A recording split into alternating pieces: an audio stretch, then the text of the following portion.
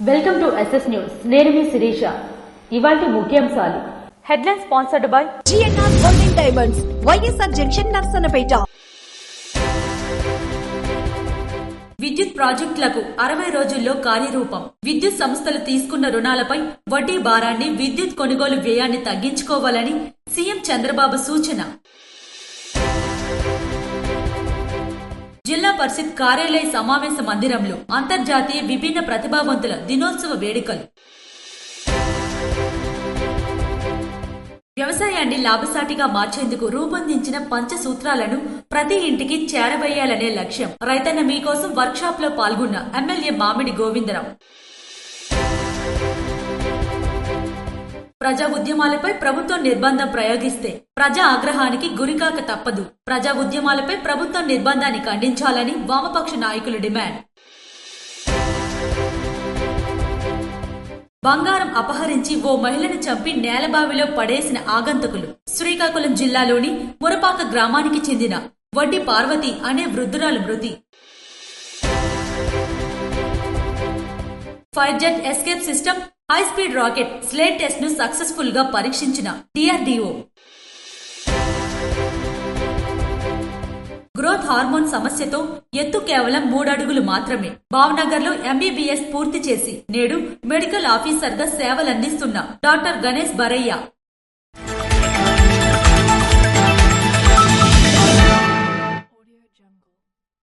విద్యుత్ ప్రాజెక్టులకు 60 రోజుల్లో కార్యరూపం ప్రారంభించనున్నట్లు సీఎం చంద్రబాబు వెల్లడించారు.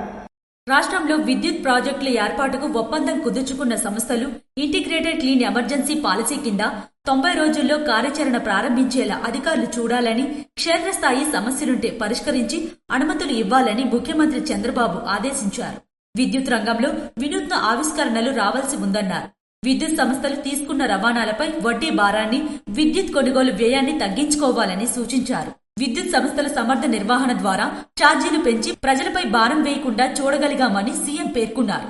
విద్యుత్ శాఖపై సచివాలయంలో మంత్రి గొట్టిపాటి రవికుమార్, సిఎస్ విజయానంద ట్రాన్స్, జెన్కో, డిస్కంల సీడీఎంలు, ఉన్నతాధికారులతో నిర్వహించిన సమీక్షలో ఆయన మాట్లాడారు. వినియోగదారులకు నాణ్యమైన విద్యుత్ అందించాలన్నారు. ఉత్పత్తికి చోటు లేకుండా దీర్ఘకాలిక ప్రణాళికలు రూపొందించాలన్నారు. వాటికి ప్రోత్సాహకాలు మరో ఏడాది పొడిగిస్తున్నామన్నారు. దీనివల్ల ప్రభుత్వంపై 1053 కోట్ల భారం పడనుందన్నారు. రాష్ట్రంలోని రిజర్వాయర్లు, సాగునీటి ప్రాజెక్టుల దగ్గర పీఎస్సీ ప్రాజెక్టుల ఏర్పాటుకు ఉన్న అవకాశాలను అధికారులు కలిసి అధ్యయనం చేయాలన్నారు.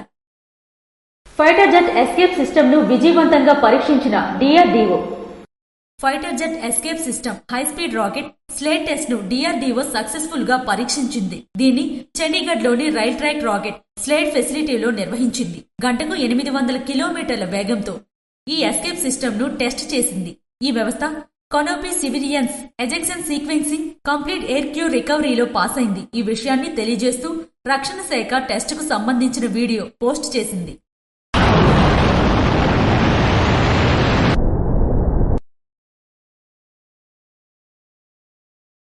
విజయవాడలో హైడ్రా తరహాలో కూల్చివేతలు. భవానీపురంలో 42 ఫ్లాట్లు కూల్చివేత. 42 ఫ్లాట్స్ కూల్చివేయడంతో రోడ్డును పడ్డ బాధితులు కన్నీరు మున్నీరుగా వెలిపిస్తున్నారు. 25 ఏళ్లుగా నివాసముంటున్న తమను వెళ్లగొడుతున్నారని బాధితులు ఆవేదన వ్యక్తం చేస్తున్నారు. ఈ నేపథ్యంలో పోలీసులకు బాధితులకు మధ్య వాగ్వాదం నెలకొంది. జిల్లా పరిషత్ కార్యాలయ సమావేశ మందిరంలో అంతర్జాతీయ విభిన్న ప్రతిభావంతుల దినోత్సవ వేడుకలు ఘనంగా నిర్వహించారు. జిల్లా పరిషత్ కార్యాలయ సమావేశ మందిరంలో అంతర్జాతీయ విభిన్న ప్రతిభావంతుల దినోత్సవ వేడుకలు ఘనంగా నిర్వహించారు. ముందుగా జిల్లా కలెక్టర్ స్వప్నిల్ దినకర్ మరియు నర్సన్నపేట శాసనసభ్యులు భగ్గు రమణమూర్తి కలిసి జ్యోతి ప్రజ్వలన చేశారు. అనంతరం జిల్లా కలెక్టర్ స్వప్నిల్ దినకర్ మాట్లాడుతూ దివ్యాంగులకు రిజర్వేషన్లు కల్పించడంతో పాటు వారి సంక్షేమానికి, అభివృద్ధికి అవసరమైన పథకాలను అందించడం జరుగుతుందని, విభిన్న ప్రతిభావంతులు సహకార సంస్థ ద్వారా దివ్యాంగులకు 3 చక్రాల మోటార్ వాహనాలు, 3 చక్రాల సైకిళ్లు, చంకకర్రలు, వీల్ చైర్స్, అందులకు చేతికర్రలు, కళ్లజోళ్లు, శ్రావణ యంత్రములు, కృత్రిమ అవయములు అందించడం జరుగుతుందని తెలిపారు. ముఖ్యంగా స్వాభిమాన్ కార్యక్రమం ద్వారా ప్రత్యేక గ్రీవెన్స్ లో దివ్యాంగుల సమస్యలు పరిష్కారం చేయటం జరుగుతుందన్నారు. గవర్నమెంట్ తరఫున ఇచ్చిన ప్రతి అంశాల మీద అదే పెన్షన్ అవ్వచ్చు, లేకపోతే ఇంప్లిమెంట్స్ అవ్వచ్చు, అది హియరింగ్ ఎయిడ్స్ కానీ లేకపోతే వీల్ చైర్స్ కానీ ట్రైసైకిల్స్ కానీ. ఇది కాకుండా మీకు కావాల్సిన మిగతా అన్ని మెడికల్ హెల్ప్ అంటే ఈ సెంటర్ ఫర్ శిశు ఒకటి ఉంది, డిఎస్ టెక్నాలజీలో ఉంది. అలాగే రెడ్ క్రాస్ నుంచి కూడా ఒక ప్లేస్ మనం ఏర్పాటు చేసాం, కలెక్టర్ ఆఫీస్ పక్కనే ఉంది. ఇలాంటి మనం చాలా యాక్టివిటీస్ మనం చేస్తున్నాం. బట్ కానీ దాదాపు ఇప్పటికే ఒక 180 అప్లికేషన్స్ అంటే గ్రీవెన్స్ అప్లికేషన్స్ మన దగ్గర రావడం. ఇది కాకుండా జాబ్ కూడా మనం చాలా మందికి ఇచ్చాం. నాకు గుర్తుంది, లాస్ట్ నెల వరకు ఒక 123 జాబ్స్ మనం వికలాంగులకి అంటే ఏదైనా విజువలీ ప్రైవేట్ సెక్టర్ లో చాలా వరకు జాబ్స్ ఇక్కడే వెళ్ళాం. శ్రీకాకుళం చుట్టుపక్కల వెళ్ళాం. కొన్ని జాబ్ మనం విశాఖపట్నంలో కూడా మనం ఇచ్చాం. దివ్యాంగులకు వైద్య సదుపాయాలు కల్పించడంతో పాటు వీరికి ప్రభుత్వం ఉద్యోగములలో 4% రిజర్వేషన్లు, ఉన్నత విద్యా కోర్సులలో 5% కేటాయిస్తున్నట్లు పేర్కొన్నారు.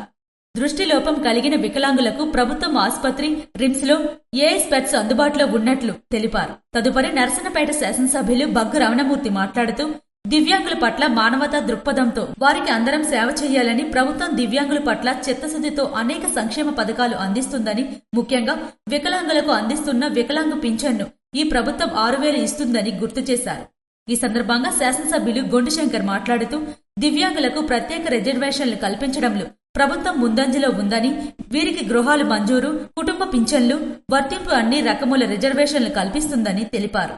ఈ కార్యక్రమంలో డిగ్రీ చదువుతున్న విద్యార్థులకు ల్యాప్టాప్లు అందించారు. తదుపరి వికలాంగుల దినోత్సవం సందర్భంగా నవంబర్ 28వ తేదీన ఏర్పాటు చేసిన దివ్యాంగుల క్రీడా పోటీలలో గెలుపొందిన విజేతలకు బహుమతులు, ప్రశంసా పత్రాలు జిల్లా కలెక్టర్ మరియు శాసనసభ్యులు బగ్గు రమణమూర్తి, గొండుశంకర్ చేతుల మీదుగా అందజేశారు.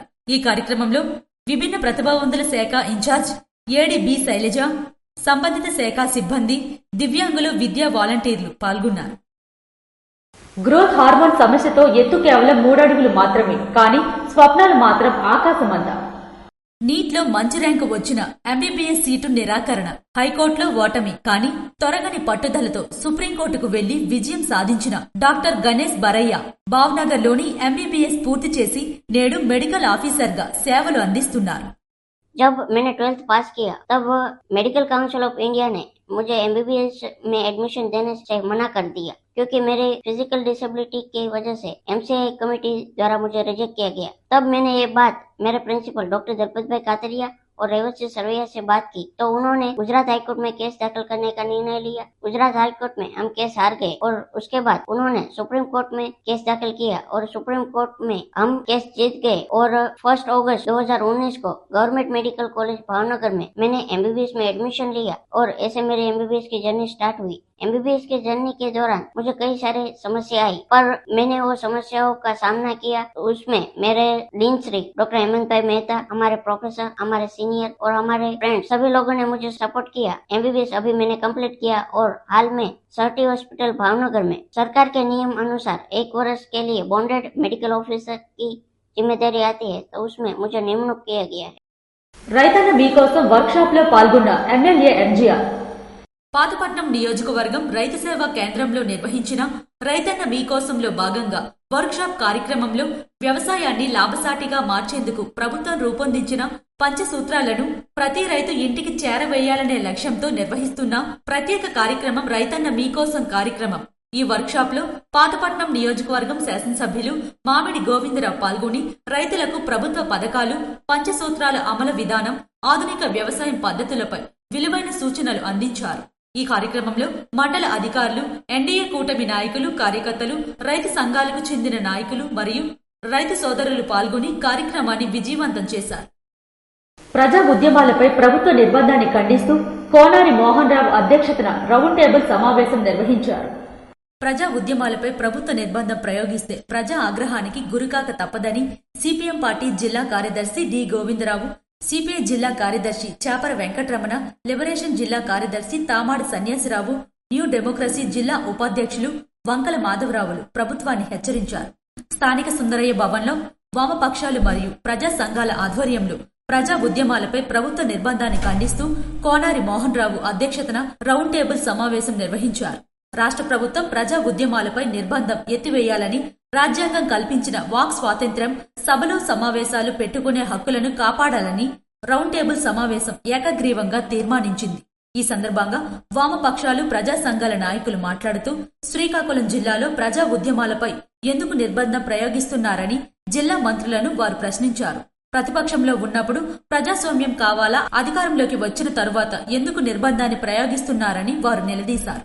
ఈ రోజు జిల్లా మంత్రులకు అడుగుతున్నాం, ఏమయ్యా మీరు అధికారంలో లేనప్పుడు, ప్రతిపక్షంలో ఉండేటప్పుడు మీరు ప్రజాస్వామ్యం కోసం కేకలేసి బేదరుపులు అరుస్తారే, ఈవేళ అధికారంలోకి వచ్చిన తర్వాత ప్రజా ఉద్యమాల మీద, ప్రజా హక్కుల మీద మీరు ఎందుకు నిర్బంధాన్ని ప్రయోగిస్తారని చెప్పి ఈవేళ జిల్లాలో ఉండే కేంద్ర రాష్ట్ర మంత్రులను అడుగుతున్నాం.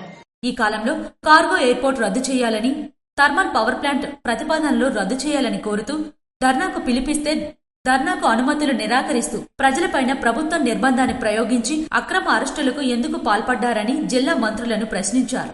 నిర్బంధాలు ప్రయోగించిన ప్రభుత్వాలు కాలగర్భంలో కలిసిపోయావని మీరు ప్రయోగిస్తే మీ ప్రభుత్వాలకు అదే గతి పడుతుందని హెచ్చరించారు. ధర్నాలు, ప్రదర్శనలు నిరాకరించడం రాజ్యాంగ విరుద్ధమైందని వారన్నారు. శ్రీకాకుళం జిల్లా తీర ప్రాంతాన్ని అదానీకి, మరోవైపు కార్గో ఎయిర్పోర్ట్ కి, ఇంకొక వైపు అణువిద్యుత్ థర్మల్ పవర్ ప్లాంట్ తో జిల్లాని ఎందుకు విధ్వంసానికి పూనుకుంటున్నారని కేంద్ర మంత్రి కింజరాపు రామ్మోహన్ నాయుడు ప్రజలకు సమాధానం చెప్పాలని డిమాండ్ చేశారు. ప్రజల ఆస్తులను కార్పొరేట్ కంపెనీలకు దోచిపెట్టడమే అభివృద్ధి అని ప్రశ్నించారు.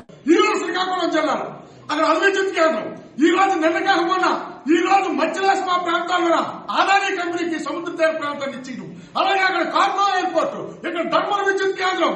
ఈ విధంగా ఈ శ్రీకాకుళం జిల్లాలో ఉండే మొత్తం భూమంతా కూడా నువ్వు కార్పొరేట్లకు ఇస్తావు, ఈ ప్రజల సొంతంతో కార్పొరేట్లు కట్టుబెట్టని చెప్పడానికి ఈవేళ ప్రజలు ఉద్యమ నాయకులు ఎలాకెళ్ళి నువ్వు బెదిరింపులు చేస్తావు, ఆధార్ కార్డులు అడుగుతావు, ఎవరెళ్తారని షాడో పార్టీలు పంపిస్తావు. ఇది న్యాయమాన్ని అడుగుతున్నాం. ఎట్లాంటి చేస్తే సహించిన ప్రజలు ప్రజా ఆగ్రహానికి మీరు గురిగా తప్పదని చెప్పి హెచ్చరిక జారీ చేస్తాం. రాజ్యాంగం కల్పించిన వాక్ స్వాతంత్రం, సభా స్వాతంత్రం, సమావేశాల స్వాతంత్రం రక్షణకి మేమే నడుము కడతామని చెప్పి ఈ సందర్భంగా తెలియజేస్తాం. రాష్ట్ర ప్రభుత్వం ఎప్పటికైనా నిర్బంధం ఎంత అయిపోతే ఉద్యమాలు రెట్టింపు చేస్తామని చెప్పి హెచ్చరిక జారీ చేస్తాం. ఈ రౌండ్ టేబుల్ సమావేశంలో ప్రజా సంఘాల నాయకులు, ఎయిర్పోర్ట్ వ్యతిరేక పోరాట కమిటీ అధ్యక్ష కార్యదర్శులు కొమరవాసు, జోగి అప్పారావు, ఆదివాసీ సంక్షేమ పరిషత్ నాయకులు వాబయోగి, సిఐటియు జిల్లా ప్రధాన కార్యదర్శి పి తేజేశ్వరరావు, శ్రామిక మహిళా జిల్లా convener K Nagamani, thermal power plant వ్యతిరేక పోరాట కమిటీ నాయకులు రవికాంత్ తదితరులు పాల్గొన్నారు. కవటి పట్టణంలోని కళ్యాణి ఇంగ్లీష్ మీడియం స్కూల్ ఆవరణలో బాబు రాజేంద్ర ప్రసాద్ జన్మదిన కార్యక్రమం, అలాగే మేజర్ ధ్యాన్ చంద్ వర్ధంతి కార్యక్రమం ఘనంగా నిర్వహించారు. భారతదేశానికి బాబు రాజేంద్ర ప్రసాద్, మేజర్ ధ్యాన్ చంద్ సేవలు మరవలేవని కవటి పట్టణంలోని కళ్యాణి ఇంగ్లీష్ మీడియం పాఠశాల ఏవో మాదిన రాణి అన్నారు. బుధవారం పాఠశాల ప్రాంగణంలో భారతదేశం మొట్టమొదట రాష్ట్రపతి బాబు రాజేంద్ర ప్రసాద్ జన్మదినం, అలాగే హాకీ మాంత్రికుడు మేజర్ ధ్యాన్ చంద్ వర్ధంతి కార్యక్రమం పాఠశాల ఆవరణలో ఘనంగా నిర్వహించారు. ఈ సందర్భంగా రాణి మాట్లాడుతూ భారతదేశానికి స్వాతంత్ర్యం అనంతరం మొట్టమొదటి రాష్ట్రపతిగా బాబు రాజేంద్ర ప్రసాద్ చేసిన సేవలు మరవలేవని, అలాగే మంచి రచయితని, స్వతంత్ర సమరయోధుడని, భారత రాజ్యాంగ రచనలు కీలక పాత్ర పోషించారని విద్యార్థులకు తెలియజేశారు. ఇతను బీహార్ రాష్ట్రంలోని సివాం జిల్లాలో జిల్లై గ్రామంలో 1884 డిసెంబర్ 3వ తారీఖున జన్మించారని తెలియజేశారు. ఇతను లాయర్గా విద్యాభ్యాసం చేసి దేశానికి అనేక సేవలు చేశారని కొనియాడారు. ఇతని సేవలకు గుర్తింపుగా ఇతనికి భారత అత్యున్నత పురస్కారమైన భారతరత్న బిరుదులిచ్చి సత్కరించిందని విద్యార్థులకు తెలియజేశారు. అలాగే హాకీ మాంత్రికుడు లెజెండ్ ధ్యాన్ చంద్ వర్ధంతి సందర్భంగా ఆయన హాకీలో భారతదేశానికి తీసుకువచ్చిన బంగారు పతాకాలు గూర్చి తెలియజేశారు. ఈ కార్యక్రమంలో ఉపాధ్యాయులు, విద్యార్థులు తదితరులు పాల్గొన్నారు. జలజీవన్ మిషన్ కార్యక్రమాన్ని రణస్థలం పంచాయతీలో సర్పంచ్ పిన్నిటి వెంకట బానోజీ నాయుడు ప్రారంభించారు. ఎచ్చెర్ల నియోజకవర్గం రణస్థలం మండలంలోని రణస్థలం పంచాయతీలో ఉమ్మడి శ్రీకాకుళం జిల్లా సర్పంచుల సంఘం అధ్యక్షులు మరియు సర్పంచ్ పిన్నిటి వెంకట బానోజీ నాయుడు ఆధ్వర్యంలో కూటమి ప్రభుత్వం ప్రతిష్టాత్మకంగా చేపట్టిన జలజీవన్ మిషన్ కార్యక్రమాన్ని కొబ్బరికాయ కొట్టి ప్రారంభించారు. ఈ కార్యక్రమంలో ఆయనతో పాటు ఎంపీటీసీ ప్రతినిధి మజ్జి వెంకటరమణ, గుడిపాటి రాంపంతులు, గుడిపాటి శ్రీను, సెక్రటరీ మురళీమోహన్, పిన్నిటి రమణ మరియు గ్రామ ప్రజలు తదితరులు పాల్గొన్నారు. రైతన్న మీకోసం వారోత్సవాల్లో ఎమ్మెల్యే భగ్గు రమణమూర్తి పాల్గొన్నారు. పోలాకి మండలంలోని దీర్ఘాస్ గ్రామంలో నిర్వహించిన రైతన్న మీకోసం కార్యక్రమానికి ఎమ్మెల్యే బగ్గు రమణమూర్తి శ్రీకారం చుట్టి గ్రామంలో రైతుల ఇంటింటికి వెళ్లి సమస్యలు తెలుసుకున్నారు. ఈ సందర్భంగా ఎమ్మెల్యే మాట్లాడుతూ వ్యవసాయం రాష్ట్ర బలం, అన్నదాతలకు అండగా మన మంచి ప్రభుత్వమేనని, నీటి భద్రత నుండి అగ్రిటెక్ వరకు 20,000 రూపాయలు వార్షిక సాయం వరకు రైతు అభ్యున్నతే కూటమి లక్ష్యమని రైతులతో ప్రత్యక్షంగా మాట్లాడారు. ఈ సందర్భంగా ఆయన అన్నదాతలకు హృదయపూర్వక నమస్కారాలు తెలుపుతూ వ్యవసాయం రాష్ట్ర ఆర్థిక వ్యవస్థకు మూలస్తంభమని, తమ ప్రభుత్వం రైతు రాజ్య స్థాపన కోసమే కట్టుబడి ఉందని స్పష్టం చేశారు. నేను రైతు బిడ్డని, రైతు ఎకరాలో ఏ సమస్య ఉంటుందో నాకు తెలుసని అన్నారు. అందుకే రాబోయే 5 సంవత్సరాల్లో రైతును రాజును చేయడానికి ప్రభుత్వం నీటి భద్రత, పంటల మార్పిడి, అగ్రిటెక్ ప్రోత్సాహం, ప్రకృతి వ్యవసాయం, యాంత్రీకరణ అనే 5 ప్రధాన విధానాలతో ముందుకు సాగుతుందని ఎమ్మెల్యే బగ్గు రమణమూర్తి తెలిపారు. రాష్ట్ర ప్రభుత్వం రైతుల సంక్షేమం కోసం చేపట్టిన కీలక చర్యలను వివరించారు. అన్నదాత సుఖీభవ, పీఎం కిసాన్ ద్వారా సంవత్సరానికి 20,000 సహాయం, 2 విడతల్లో 6,300 కోట్లకు పైగా నేరుగా రైతుల ఖాతాల్లో జమ చేయడం జరిగిందన్నారు. డ్రిప్ స్ప్రింకర్లపై 70% నుండి 100% వరకు సబ్సిడీ ఇవ్వడం జరిగిందన్నారు. ఈ కార్యక్రమంలో రాష్ట్ర కళింగ కార్పొరేషన్ చైర్మన్ రోనంకి కృష్ణంనాయుడు, మండల పార్టీ అధ్యక్షులు మిరియాపల్లి వెంకటప్పలనాయుడు, పోలాకి పీఎస్సీఎస్ చైర్మన్ బైరి భాస్కర్రావు, పల్లి సూరిబాబు మరియు గ్రామ పెద్దలు, మండల నాయకులు, కార్యకర్తలు, అధికారులు పాల్గొన్నారు. కామ్రేడ్ మెట్ట కొండయ్య మృతికి పలువురు ప్రగాఢ సంతాపాన్ని తెలియజేశారు. సిఐటియు జిల్లా వ్యవస్థాపకుల్లో ఒకరు కామ్రేడ్ మొట్ట కొండయ్య మృతికి పలువురు ప్రగాఢ సంతాపాన్ని తెలిపారు. మొట్ట కొండయ్య భౌతిక కాయానికి సిఐటియు జెండా కప్పి నివాళులర్పించి సంతాపాన్ని తెలియజేశారు. జిల్లా సిఐటియు వ్యవస్థాపకుల్లో comrade Chapara Apparao, comrade Digumarthi Viswanatham, comrade Motta Kondaiah 1970లో ఆమ్దల్ వలస షుగర్ ఫ్యాక్టరీలో సిఐటియు యూనియన్ ప్రారంభించారు. అనేక నిర్బంధాలు ఎదుర్కొని సిఐటియు యూనియన్ ఏర్పాటు చేసి కార్మిక వర్గాన్ని ఐక్యం చేశారని కొనియాడారు. 1971లో పెరిగిన ధరలకు అనుగుణంగా వేతనాలు పెంచాలని, బోనస్ చెల్లించాలని 56 రోజుల పాటు నిర్బంధాన్ని సైతం ఎదుర్కొని సమ్మె విజయవంతం చేయడంలో మొట్ట కొండయ్య కీలక పాత్ర పోషించారని కొనియాడారు. సమ్మె సందర్భంగా కార్మికుల వేతనాలు పెంచుకోవడంతో పాటు బోనస్ కూడా సాధించుకున్నారు. ఈ సమ్మె జిల్లాలో కార్మిక వర్గాన్ని బ్రహ్మాండమైన ఉత్సాహాన్ని ఇచ్చిందని అన్నారు. షుగర్ ఫ్యాక్టరీ యూనియన్తో పాటుగా రైస్ మిల్ వర్కర్ యూనియన్, కార్మికుల యూనిట్ల నిర్మాణం చేశారని, సినిమా హాల్ వర్కర్స్ యూనియన్ ఏర్పాటు చేయడంలో కీలక పాత్ర పోషించారని అన్నారు. అదేవిధంగా జూట్ కార్మికుల సమ్మె, లస్కర్ సమ్మె కాలంలో కొండయ్య, చాపర వెంకట్రావుతో పాటుగా ఉద్యమాన్ని నడిపించడంలో ముందున్నారని వారు అన్నారు. మూసివేసిన షుగర్ ఫ్యాక్టరీ తెరిపించాలని రైతాంగాన్ని కూడదీసి పోరాటంలో తన పాత్ర అమూల్యమైందని కొనియాడారు. ఈ కార్యక్రమంలో సిపిఎం పార్టీ జిల్లా కార్యదర్శి డి గోవిందరావు, సిఐటియు జిల్లా ప్రధాన కార్యదర్శి పి తేజేశ్వరరావు, సిఐటియు సీనియర్ నాయకులు కె శ్రీనివాస్, బి కృష్ణమూర్తి, శ్రామిక మహిళా కన్వీనర్ కె నాగవాణి తదితరులు పాల్గొన్నారు. గుర్తు తెలియని ఆగంతుకులు ఓ మహిళ వద్ద బంగారాన్ని అపహరించి ఆమెను చంపి నేలబావిలో పడేసిన ఘటన లావేరు మండలంలో వెలుగులోకి వచ్చింది. శ్రీకాకుళం జిల్లా లావేరు మండలం మురపాక గ్రామంలో సోమవారం సాయంత్రం నుండి వడ్డి పార్వతి అనే వృద్ధురాలు కనపడకపోవడంతో కుటుంబ సభ్యులు పోలీసులకు సమాచారం ఇచ్చారు. ఈ నేపథ్యంలో 2వ రోజు ఆమె యొక్క ఆనవాళ్లు పరిసర ప్రాంతాల పొలాల్లో కనబడడంతో పోలీసులు డాగ్స్వాడ్ మరియు క్లూస్ టీంలతో కలిసి పరిశీలన చేయటంతో 3వ రోజు నేలబావిలో శవమై కనిపించడంతో గుర్తు తెలియని ఆగంతకులు ఆమె వద్ద ఉన్న బంగారం అపహరించి అనంతరం చంపి నేలబావిలో పడేసి ఉంటారని పోలీసులు అనుమానం వ్యక్తం చేస్తున్నారు. ఈ విషయంపై కేసు నమోదు చేసి దర్యాప్తు చేపట్టారు. రాష్ట్ర చరిత్రలో ఎన్నడూ లేని విధంగా తొలిసారి ప్రైవేట్ కళాశాల యాజమాన్యులు తాము కళాశాల నడపలేమంటూ రోడ్డెక్కిన పరిస్థితి నెలకొందని మాజీ స్పీకర్ తమ్మినేని సీతారాం అన్నారు. లక్షలాది మంది విద్యార్థుల భవిష్యత్తుతో కూటమి ప్రభుత్వం మాటలాడుతుందని మాజీ స్పీకర్ తమ్మినేని సీతారాం మండిపడ్డారు. ఫీజు రియంబర్స్మెంట్ పథకాన్ని అటకెక్కించాలనే ఉద్దేశంలో తల్లుల ఖాతాల్లో జమ చేయకుండా కాలేజీల ఖాతాల్లో జమ చేస్తామని చంద్రబాబు ఎన్నికల్లో హామీ ఇచ్చి ఇప్పుడు ఆ పథకాన్ని తూట్లు పొడిచారని దుయ్యబట్టారు. చంద్రబాబు సర్కార్ ఈ సంవత్సర కాలంలో 8 క్వార్టర్లకు సంబంధించిన ఫీజులు చెల్లించకుండా విద్యార్థుల భవిష్యత్తును అంధకారంలోకి తోశారని తమ్మినేని విమర్శించారు. ఫీజు రియంబర్స్మెంట్ కు అర్హత ఉండి కాలేజీల్లో జాయిన్ అయిన మీద పేద విద్యార్థులు, ప్రభుత్వ విద్యార్థులు నిధులు విడుదల చేయకపోవటం వల్ల కాలేజీలు ఫీజు కట్టమని ఒత్తిడి తేవడం వల్ల వాళ్ళు అప్పులు చేయలేక మధ్యలోనే ఎడ్యుకేషన్ కి గుడ్ బై చెప్తున్నారు. జగన్మోహన్ రెడ్డి గారి టైంలో ఒక్కనాడు కూడా ఇలాంటి పరిస్థితి తలెత్తలేదని మీకు మనవి చేస్తున్నాం. వైఎస్ రాజశేఖర రెడ్డి పేద విద్యార్థుల కోసం ఫీజు రియంబర్స్మెంట్ పథకాన్ని తీసుకువస్తే ఆ పథకాన్ని జగన్మోహన్ రెడ్డి హయాంలో జీవం పోస్తే ఇప్పుడు చంద్రబాబు ఆ పథకాన్ని పాతాళానికి తొక్కారు. ఈ సంవత్సరం సకాలంలో 8 కోట్లకు సంబంధించిన ఫీజులు చెల్లించకుండా విద్యార్థుల భవిష్యత్తుల్ని అంధకారంలో నెట్టారు.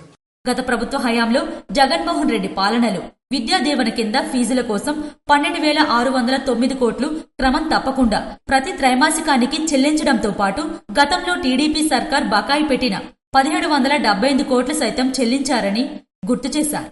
గత ప్రభుత్వ హయాంలో జగన్మోహన్ రెడ్డి విద్యా దీవెన, వసతి దీవెన పథకాల కింద పథకాలుగాను 18,663 కోట్లు ఖర్చు చేశారని చెప్పారు. విద్యాశాఖ మంత్రి నారా లోకేష్ ఆధ్వర్యంలో విద్యా వ్యవస్థ మొత్తం కుదేలైందని విమర్శించారు. జగన్మోహన్ రెడ్డి పాలనలో విద్యా దీవెన కింద ఫీజుల కోసం 12,609 కోట్లు క్రమం తప్పకుండా ప్రతి త్రైమాసికానికి చెల్లించడంతో పాటు గతంలో టీడీపీ సర్కార్ పెట్టిన బకాయిలు కూడా 1,778 కోట్లు సైతం చెల్లించారు. That is the commitment of the then government ruled by mister Jaganmohan Reddy. గత ప్రభుత్వ హయాంలో జగన్మోహన్ రెడ్డి విద్యా దీవెన, వసతి దీవెనల పథకాల కింద 18,663 కోట్లు ఖర్చు చేశారు. మీరు దాని గురించి పట్టించుకోవడం లేదు, మీరు మాట్లాడడం లేదు.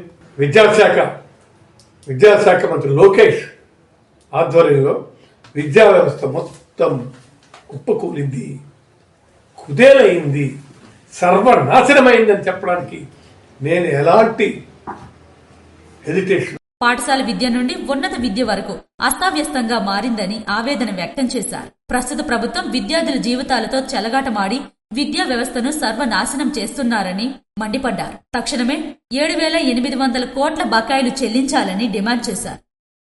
ప్రతిపాడు జడ్పీ పాఠశాలలో అగ్ని ప్రమాదం, 2 గదులు పూర్తిగా అగ్నికి ఆహుతయ్యాయి.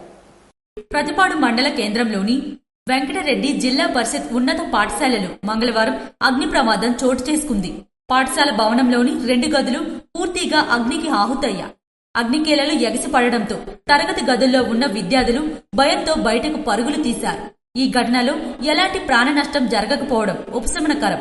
అగ్ని ప్రమాద సమాచారం అందుకున్న వెంటనే అగ్నిమాపక సిబ్బంది సంఘటనా స్థలానికి చేరుకుని మంటలను అదుపులోకి తీసుకువచ్చారు. పాఠశాలలో ఏర్పడిన నష్టం వివరాలను అధికారులు పరిశీలిస్తున్నారు. అగ్ని ప్రమాదానికి గల కారణాలు ఇంకా తెలియాల్సి ఉంది. ఈ ఘటనపై విద్యాశాఖ అధికారులతో కలిసి పోలీసులు దర్యాప్తు చేపట్టారు. భవన భద్రత, విద్యార్థుల సురక్షపై తక్షణ చర్యలు తీసుకోవాలని స్థానికులు కోరుతున్నారు. శ్రీకాకుళం జిల్లా నరసన్నపేట మండలానికి చెందిన సతీష్ బాడీ బిల్డింగ్ లో అపూర్వ ప్రతిభ చూపించాడు. శ్రీకాకుళం జిల్లా నరసన్నపేట మండలం కంబకాయి గ్రామానికి చెందిన పాగోడు సతీష్ బాడీ బిల్డింగ్ లో అపూర్వ ప్రతిభ చూపించారు. ఇటీవల థాయిలాండ్ దేశంలో జరిగిన అంతర్జాతీయ బాడీ బిల్డింగ్ పోటీల్లో నేషనల్ లెవెల్లో 3వ స్థానం, వరల్డ్ లెవెల్లో 4వ స్థానం సాధించి తన సత్తా చాటాడు. చిన్నప్పటి నుండి బాడీ బిల్డింగ్ పై ఉన్న మక్కువతో దేశంలోనే జాతీయ స్థాయిలో అనేక పోటీల్లో పాల్గొని ఎన్నో అవార్డులు గెలుపొందాడు. ఇదే కోవలో ఇటీవల అంతర్జాతీయ స్థాయిలో కూడా తన ప్రతిభ చాటడంతో కంబకాయి గ్రామానికి చెందిన పలువురు తమ హర్షాన్ని వ్యక్తం చేశారు. పాగోడి సతీష్ విజయాలు మాకు ఎంతో గర్వకారణమని, ఆయన భవిష్యత్తులో మరిన్ని ఉన్నత శిఖరాలు అధిరోహించాలని కంబకాయి గ్రామ ప్రజలు ఆయనకు శుభాభినందనలు తెలియజేశారు. మన గ్రామం నుంచి ఒక మండలమే కాదు, ఒక నియోజకవర్గం కాదు, ఒక జిల్లా కాదు, ఒక రాష్ట్రం కాదు, ఇండియా మొత్తాన్ని ప్రపంచ దేశాల్లో మన గ్రామం పేరు వినిపింపు చేసినాడంటే ఆ సత్తా ఒక సతీష్ కి ఉందని సభాముఖంగా తెలియజేస్తున్నా.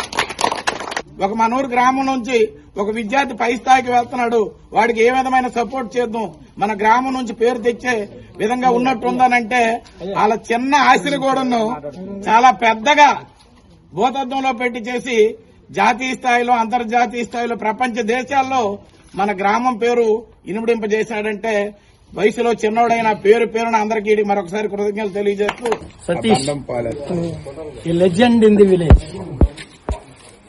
ఇంతవరకు ఎవరెవరో గొప్ప పనులు చేసినా కంబకాయ, నర్సంపేట పరిధి, శ్రీకాకుళం పరిధిలోనే ఉండేది. ఈరోజు జిల్లాలు, రాష్ట్రాలు దాటి ఏషియన్ కంట్రీస్ కూడా వెళ్లి కంబకాయ అనేటువంటి పేరు తెచ్చుకున్నాడు కాబట్టి ఆ లెజెండ్ అనే మాట నేను వాడాను. మరి ఆమ్దాల వలస తరువాతను ఇదే ఇప్పుడు 15-20 సంవత్సరాల క్రితం ఆమ్దాల వలస ఓస్వాన్ పేట నుండి ఆ చరిత్ర పై దేశాలకు వెళ్ళింది. ఇప్పుడు మనకి ఆ పేరు తీసుకొచ్చినటువంటి వ్యక్తి మన సతీష్ మన గ్రామంకి ఎంతో గర్వకారణం. ఈ సందర్భంగా పాగోడ్ సతీష్ మాట్లాడుతూ తన తల్లిదండ్రులు తమపై పెట్టుకున్న నమ్మకాన్ని వమ్ము చేయకుండా తన సాయశక్తులా ప్రయత్నిస్తున్నారని, తను ఈ స్థాయికి రావడానికి తన తల్లిదండ్రులతో పాటు పలువురు సహాయ సహకారాలు నాకు ఎంతగానో తోడ్పడ్డాయని చెప్పుకొచ్చారు. ఇంత సపోర్ట్ చేసినందుకు మా పేరెంట్స్ కి, సురేష్ సార్ కి, ఇంకా నాకు గ్రామ పెద్దలకి ప్రపంచం చాలా చేశారు కూడా. ఇంకా ఎన్నో చేస్తే ఇంకా ముందుకెళ్తానని కోరుకుంటున్నాను. ఇంకా ఇలాంటి చాలా మెడల్స్ తెస్తానని కోరుకుంటున్నాను. ఇవి ఈనాటి వార్తలు. మరిన్ని వార్తలతో మళ్ళీ కలుద్దాం. చూస్తూనే ఉండండి SS న్యూస్.